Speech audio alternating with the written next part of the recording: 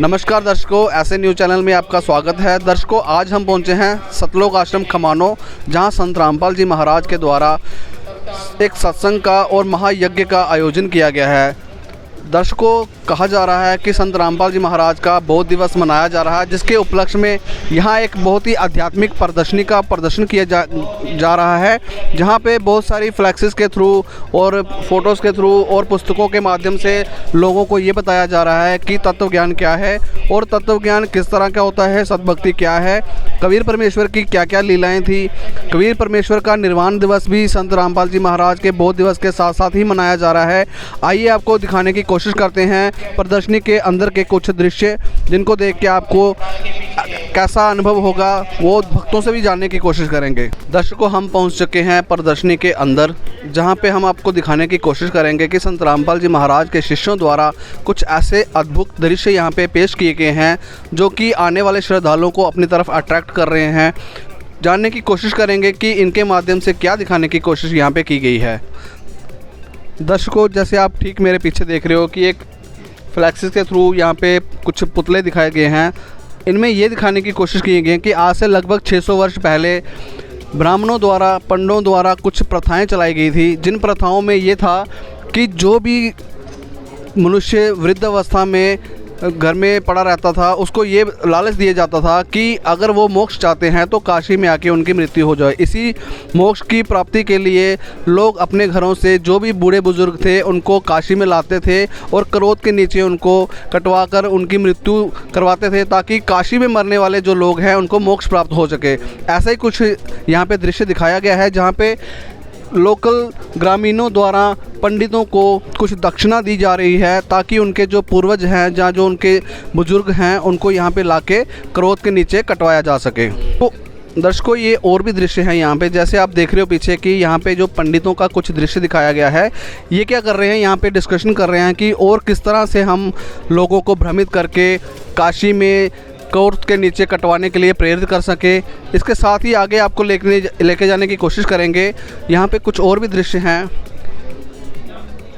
दर्शकों, ये है वो क्रोध जहाँ पे मासूम लोगों को भरमा के, बहला फुसला के यहाँ पे क्रोध के नीचे कटवाया जाता था और मोटी रकम यहाँ से उनसे हेठी जाती थी। तो दर्शकों, ये थे हमारे जो ब्राह्मण समाज के जो पंडे, जो कि लोगों को भ्रमित करके मोक्ष का लालच दे के मासूमों को यहाँ पे लूटते थे। दर्शकों, एक और प्रदर्शनी यहाँ पे दिखाई जा रही है, जहाँ पे कबीर परमेश्वर संगत को और समाज को ये संदेश दे रहे हैं कि ये जो पंडों द्वारा, ब्राह्मणों द्वारा भ्रमित करके काशी में मोक्ष प्राप्ति के लिए लोगों को बुलाया जाता था, ये सिर्फ पाखंडबाजी है। उन सबको लोगों को द्वारा बताया जा रहा है। परमेश्वर का ये संदेश जन जन तक पहुँचाने के लिए यहाँ पे ये फ्लैक्सी लगाई गई हैं। और भी कुछ दृश्य हैं यहाँ पे, जैसे कि उस टाइम पे एक बहुत ही सुलझे हुए राजा थे, जिनका नाम था वीर सिंह देव बघेल। वो कबीर परमेश्वर जी द्वारा शिक्षित थे। उनको कबीर परमेश्वर द्वारा बताई गई शिक्षा के आधार पे कबीर परमेश्वर ने उनको बताया कि सद्भक्ति कैसे करते हैं और कैसे लोगों को सदुपदेश दिया जाता है। दर्शकों, लोगों का भ्रम तोड़ने के लिए कबीर परमेश्वर ने काशी से लेकर मगर तक की यात्रा की, जिसमें ये बताने की कोशिश की थी कि ब्राह्मणों द्वारा ये जो भ्रांति फैलाई गई है कि काशी में मोक्ष और मगर में नरक की प्राप्ति होती है। तो दर्शकों, कबीर परमेश्वर मगर की ओर चले थे, तो रास्ते में एक आमी नदी पड़ती है जो भगवान शंकर के द्वारा श्रापित थी और सूख चुकी थी। कबीर परमेश्वर ने एक ही क्षण में उस आमी नदी को फिर से प्रज्वलित कर दिया था। उसके कुछ दृश्य हैं यहाँ पे। जैसे ही कबीर परमेश्वर ने अपने हाथ से इशारा किया और वो आमी नदी यूँ की त्यों फिर से प्रकट हो गई। तो दोस्तों, उसके साथ ही और भी कुछ दृश्य हैं। जब परमात्मा कबीर साहब मगर में पहुंच चुके थे, उन्होंने बोला था कि मैं अब समाधि ले रहा हूं, अंतर ध्यान की समाधि ले रहा हूं। तो मेरे जाने के बाद आप देखोगे, पर्दा हटा के देखोगे कि यहाँ पे क्या प्राप्त होता है। जब मैं यहाँ से जाऊँगा तो आपको साफ दिखाई दूँगा, मैं सात शरीर यहाँ से जा रहा हूँ और स्वर्ग से भी ऊपर सतलोक में मैं जाऊँगा। तो वही दृश्य कबीर परमेश्वर द्वारा यहाँ पे दिखाए गए थे, जैसे कि मैं आपको दिखाने की कोशिश कर रहा हूँ। जब कबीर परमेश्वर हिंदू और मुसलमानों के बीच उनके आंखों के सामने ओझल होके सतलोक की ओर जा रहे थे तो लोगों ने उनको पुकारने की कोशिश की और फूट फूट के रोने लगे कि परमात्मा आप हमें छोड़ के मत जाओ। यही वो लोग थे हिंदू और मुस्लिम जो आप करने को तैयार थे, जो कि कबीर परमेश्वर का पार्थिव शरीर आप की कोशिश करने के लिए यहाँ पे एकत्रित हुए थे। मगर कबीर परमेश्वर ने यह साबित कर दिया कि मगर में मृत्यु प्राप्त करने वाला इंसान कभी भी नरक की प्राप्ति नहीं होता। नरक और स्वर्ग की प्राप्ति कर्मों अनुसार होती है। दर्शकों, ये है वो दृश्य जब कबीर परमात्मा सशरीर सतलोक गमन कर चुके थे। उसके बाद उनके द्वारा जो सेज सजाई गई थी वहाँ सिर्फ फूल प्राप्त हुए थे। दोनों दीन का मतलब है दोनों धर्मों, मुस्लिम और हिंदू, दोनों आपस में लड़ने के लिए, कटने मरने के लिए जो तैयार हो चुके थे। कबीर परमेश्वर की सतभक्ति बताई भक्ति के अनुसार उनमें ये प्रेम की एक उमंग उमड़ी और वो दोनों कबीर परमेश्वर के साथ शरीर सतलोक जाने के बाद आपस में फूट फूट कर गले मिलकर रोने लगे। तो दर्शकों, ये थी कुछ कबीर परमेश्वर जी की लीलाएं जो हमने आपको दिखाने की कोशिश करी। आगे भी कुछ है दृश्य जो आपको दिखाने की कोशिश करेंगे। दर्शकों, जैसे कि मैंने आपको पिछली दृश्यों में ये बताया कि कैसे हिंदू और मुस्लिम आपस में लड़ने को तैयार थे और कबीर परमेश्वर के सतलोक गमन करने के बाद वो आपस में भाईचारे की एक मिसाल पेश करने की कोशिश कर रहे थे। उसी की एक पेशकश है ये आपके सामने, जो मैं कैमरामैन को अनुरोध करूंगा कि दिखाने की आपको कोशिश करो। दोस्तों, ये है मगर की वो चिन्ह जो कबीर परमेश्वर को सतभक्ति की एक निशानी छोड़ के गए हुए थे। दर्शकों, ये है मुसलमानों के द्वारा बनाई गई एक मस्जिद जो कबीर परमेश्वर की याद में बनाई गई है। उसी के ठीक सामने हिंदुओं के द्वारा बनाया गया एक मंदिर है जो भी कबीर परमेश्वर की याद में बनाया गया है। दर्शकों, ये एक ऐसी मिसाल है, आज तक पूरे विश्व में ऐसी कोई भी मिसाल नहीं है जो हिंदू और मुसलमानों को एक करे। तो कबीर परमेश्वर का एक ही मतलब था, एक ही मकसद था कि जितने भी हमारे धर्म हैं वो बंटकर जो आपस में लड़ रहे हैं वो एक हो जाएं। दर्शकों, कबीर परमेश्वर जी की एक वाणी है, गुरबिन माला फेरते गुरबिन देते दान, गुरबिन दोनों निष्फल है चाहे पूछो वेद पुराण। दर्शकों, ऐसा ही कुछ दृश्य आपको दिखाने की कोशिश करेंगे जिसमें कबीर परमेश्वर और संत रामपाल जी महाराज तक की जो गुरु प्रणाली है उसको दर्शाया गया है।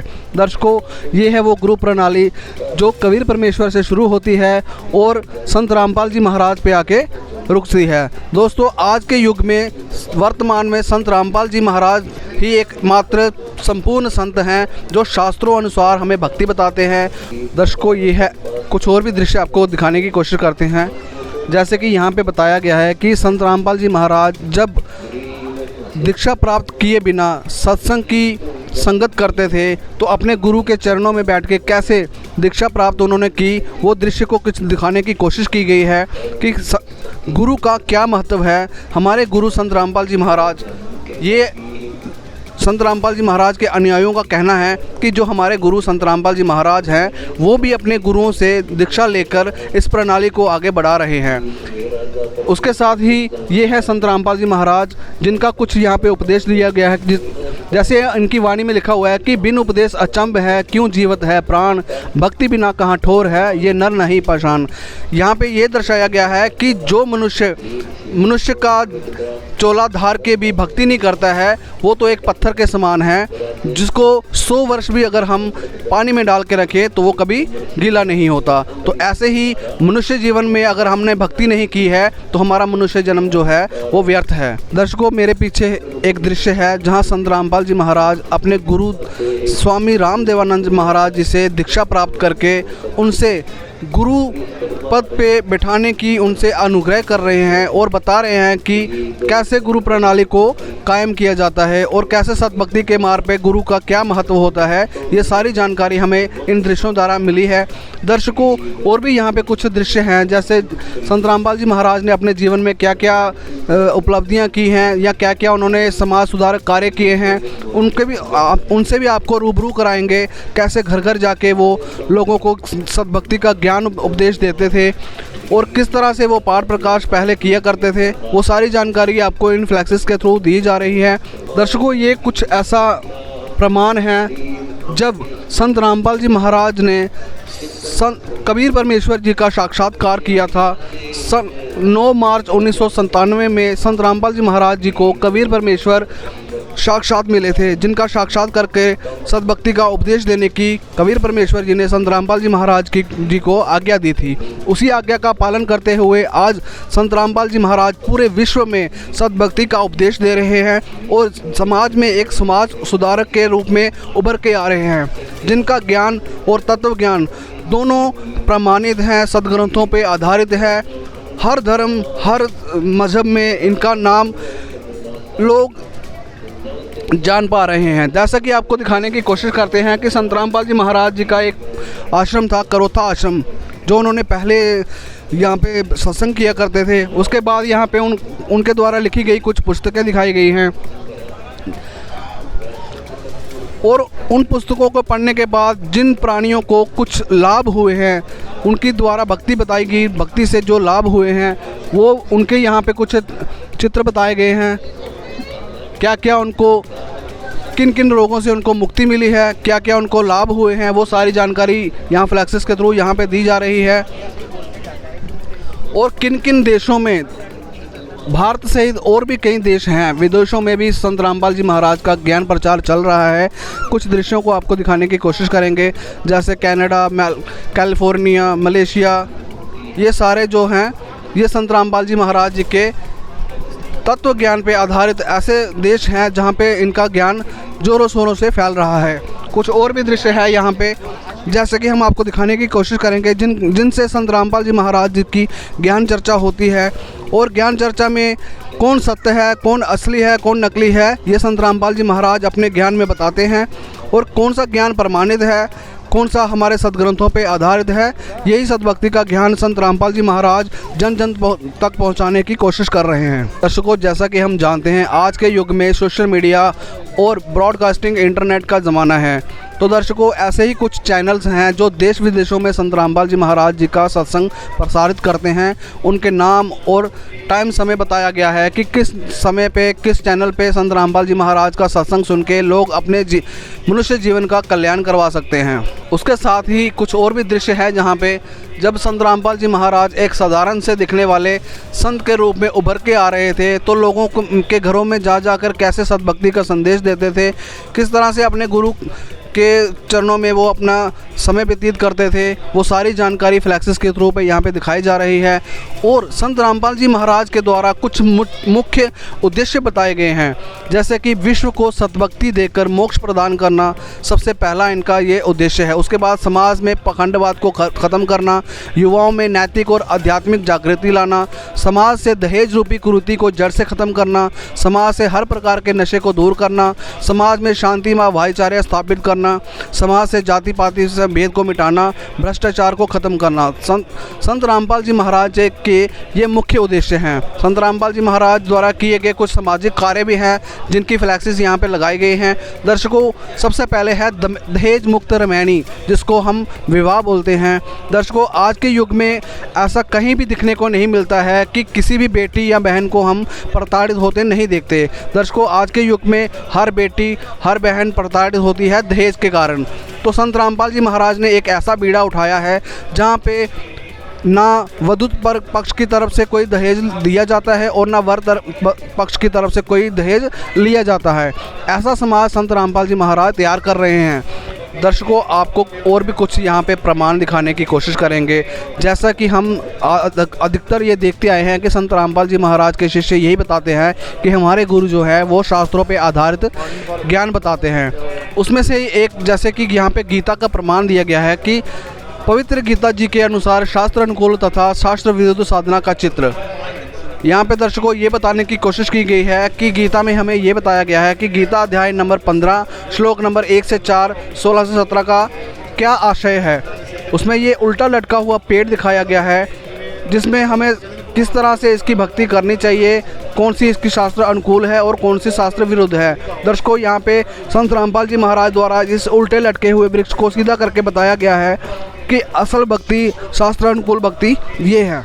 यहाँ पे वेदों से प्रमाणित भी कुछ भक्ति बताई गई है, जैसे कि कुछ यहाँ पे श्लोक और पैराग्राफ दिखाए गए हैं कि कौन से वेद से, अथर्ववेद, ऋग्वेद, यजुर्वेद, सामवेद, इनमें से प्रमाणित ज्ञान संत रामपाल जी महाराज बताते हैं, जिसमें ये शास्त्र प्रमाण दिखाया गया है कि परमात्मा कौन है, उसका नाम क्या है और वो कैसा दिखता है, कहाँ रहता है। यही नहीं, इसके साथ ही हमारे हिंदू धर्म ग्रंथ यहाँ पे प्रमाण के तौर पे रखे गए हैं, ताकि अगर किसी को भी किसी तरह का भी कोई संशय हो या कोई उनको डाउट हो तो वो यहाँ पे ग्रंथों को देख के अपना डाउट क्लियर कर सकता है। जैसे कि यहाँ पे दिखाया गया है कि ऋग्वेद, अथर्ववेद, कबीर सागर, श्रीमद् देवी भागवत पुराण, यजुर्वेद, गीता, गुरु ग्रंथ साहिब जी की जो कुछ वाणियाँ हैं यहाँ पे, ठीक है, महाभारत है, बहुत सारे ग्रंथ यहाँ पे जो हिंदू धर्म के में प्रचलित है वो दिखाए गए हैं।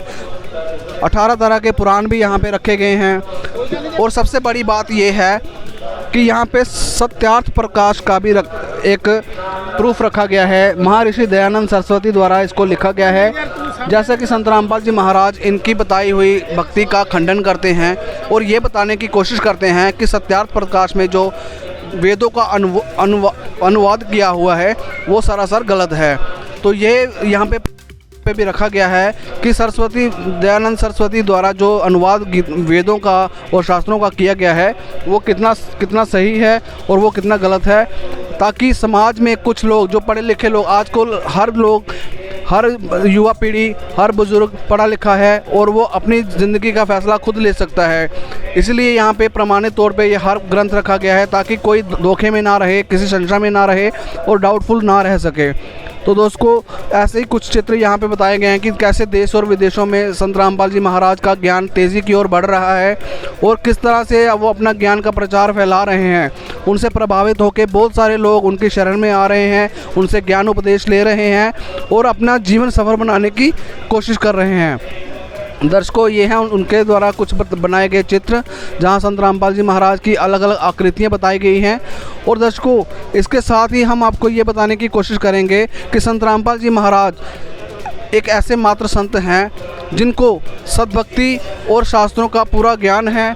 और संत रामपाल जी महाराज द्वारा संचालित 11 बड़े सतलोक आश्रम भी हैं जिनका यहाँ पे चित्र दिखाया गया है। जैसे कि सबसे पहले है सतलोक आश्रम धनाना धाम, सतलोक आश्रम सोजत, सतलोक आश्रम खमानो, सतलोक आश्रम धूरी, इंदौर, नेपाल, हरियाणा, बैतूल, भिवानी। दर्शकों, भारत सहित पूरे विश्व में 11 बड़े आश्रम संत रामपाल जी महाराज द्वारा बनाए गए हैं, जिनमें सद्भक्ति का संदेश संत रामपाल जी महाराज द्वारा बताया जाता है। और ऐसी ही प्रदर्शनियाँ हर सत्संग समारोह में की जाती हैं ताकि लोगों तक, जन जन तक ये तत्व ज्ञान पहुंच सके और भक्ति क्या है, शास्त्र अनुकूल भक्ति क्या है, शास्त्र विरुद्ध भक्ति क्या है, वो सारी जानकारी हर समाज को मिल सके, ताकि किसी भी समाज में, चाहे वो हिंदू हो, चाहे वो मुस्लिम हो, चाहे वो सिख हो, चाहे वो ईसाई हो, किसी भी समाज में शास्त्र विरुद्ध साधना ना की जाए जिनसे उनको कोई भी लाभ नहीं मिलता है। ऐसे ही एक चित्र और भी यहाँ पे दिखाने की कोशिश की गई है कि कैसे अलग अलग विदेशों में भी संत रामपाल जी महाराज जी का सत्संग का प्रचार और तत्व ज्ञान का प्रचार हो रहा है। और ऐसे कुछ देश बताए गए हैं जहाँ पे संत रामपाल जी महाराज द्वारा निःशुल्क नाम दीक्षा भी मिल सकती है।